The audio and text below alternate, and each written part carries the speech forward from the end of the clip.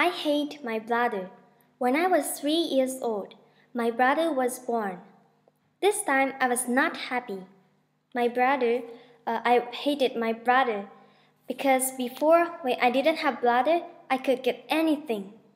People gave cakes to me, only me. Uh, People sent me a present to me, only me. Only me I could get anything I wanted. But this time, my brother could get something. I was so sad.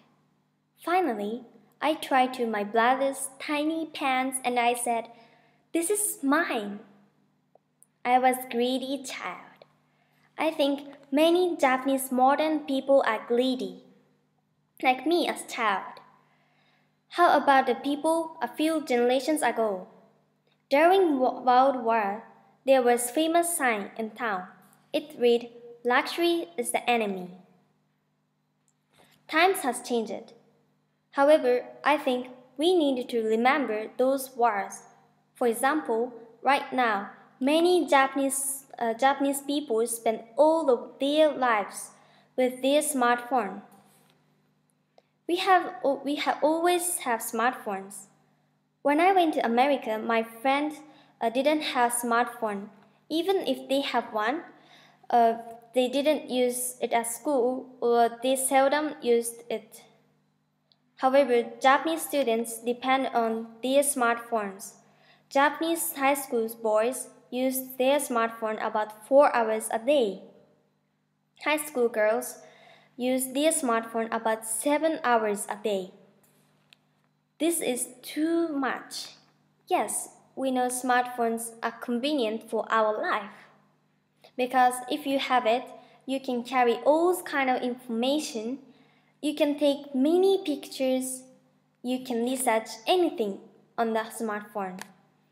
If you have smartphone, your life is more convenient.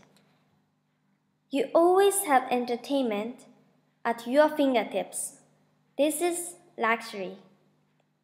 Now, Japanese students don't want to study according to a Japanese TV program. When compared with students around the world, Japanese students want to go to school the least. That's a bad situation. We have compulsory education system, the right to go to school. Yet, we don't want to study. We have access to all information in the world in an instant. Yet, we don't want to learn. Let's compare school life for students in Japan with that of the students in Kenya. How do you go to school? I think almost all Japanese students walk to school, go by bicycle, use a school bus, and so on. All of those ways of going to school are safe. The time Japanese students spend traveling to school on average is only about 1.5 hours round trip. You might think that time is too long. But that's not true. Let's compare with Kenya. For example, Jackson. He is 11 years old. He goes to school with his younger sister. His school load is dangerous. You might think Japan's school load is dangerous too. For example, we have danger of car accident, kidnappings, and so on. However, the probability of this happening is quite low. However, the scale is different in Kenya. There is danger that they might be attacked by animals such as elephants and giraffes. 4 to 5 children every year die from elephant attacks. Even if children are careful about this problem, there is very little they can do to prevent this from happening. No one knows what the animal is thinking right now.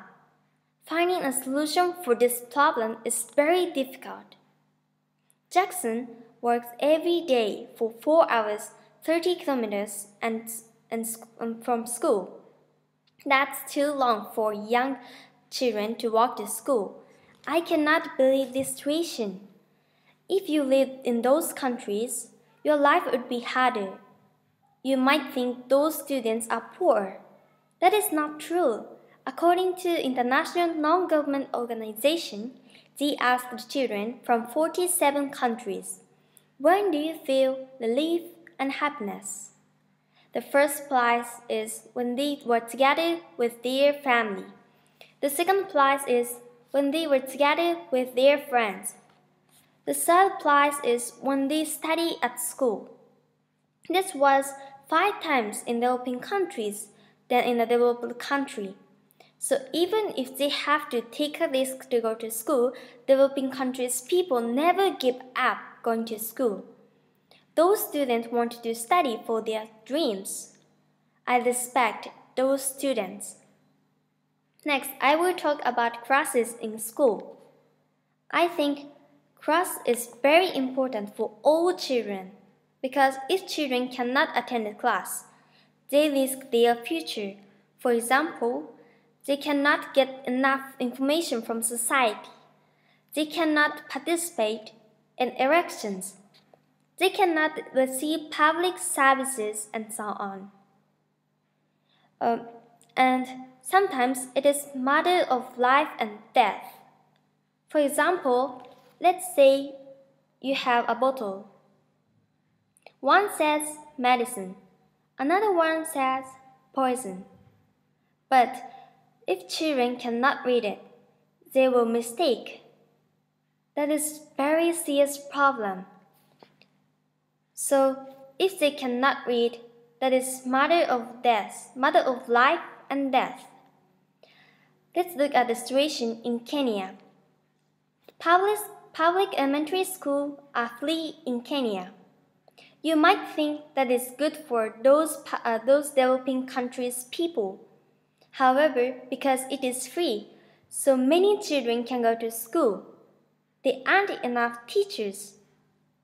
Now, the teachers to students ratio is 1 teacher to 120 students. To improve this problem, the Kenyan government increased the teacher's salary and tried to decrease teachers' burden. I hope this will encourage more people to become teachers. If we can do it, many children can escape from taking risks. So their future will be bright. Many people are saved by going to classes in school. Next, I will talk about school lunches. In the world, 1 in 9 children suffer from hunger. They take a risk in everyday life because they cannot get enough food.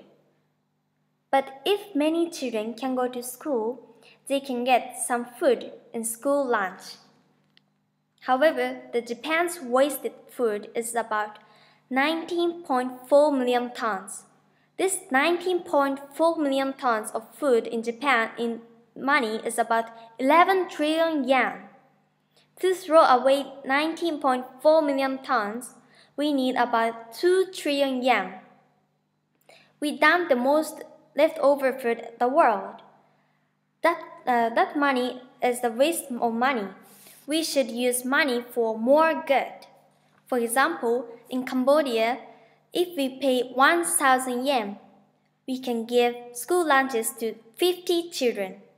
In Bangladesh, for 1,000 yen, we can give 125 children school lunches. Please reconsider your life. I think Japanese people are blessed with environment. We should contribute to children in developing countries by studying, not throw away leftover food, raising funds, and so on. Doing small things will help people. Many a little makes a miracle. We know the world's situation.